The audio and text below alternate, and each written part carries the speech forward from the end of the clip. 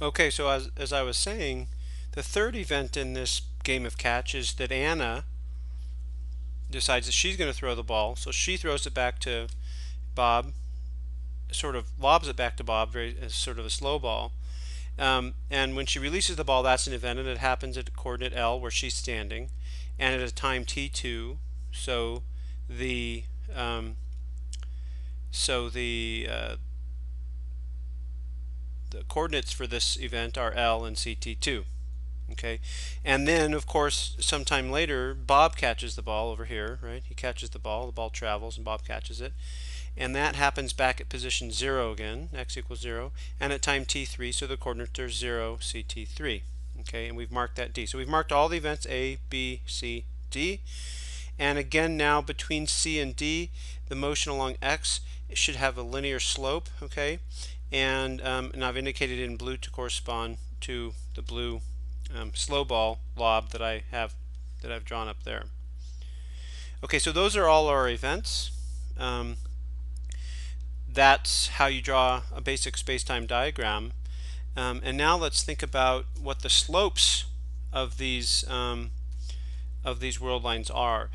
You notice first of all that I drew the slope basically of the slow ball steeper than the slope of the fastball, and that's because we're plotting t, something which is like proportional to t, versus x. Okay, so that means that something which goes faster actually has a lower slope. Okay. Okay, so now we want to take the slope. We want to calculate the slope of these world lines. Remember, very basic geometry, that the way that you take a slope right on a graph, on any graph, is that you take the difference between the vertical coordinates, so the difference between the vertical coordinate at B, ct1 minus 0, and you divide that by the difference between the horizontal coordinates, L minus 0. Okay, so from A to B, you have ct1 minus 0 divided by L minus 0. And of course this is just ct1 over L, which is equal to C over V1, which is equal to 1 over beta 1. So what I've used here is that, delta L divided by delta T is equal to V. Okay, and so we have over here, we have L over T1, or T1 over L, so we have the inverse of that, and that's why the velocity is in the denominator. Okay, so similarly for the other slope.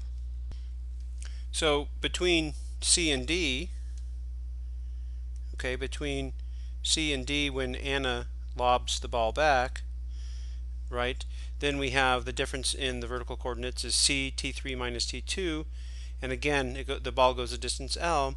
Now again, in a time t3 minus t2, it goes a distance L. That's the inverse of the velocity of the ball, and so it's just C over V2, or again, this is dimensionless, this is 1 over beta 2. So recall that we define beta as a velocity normalized or divided by the speed of light.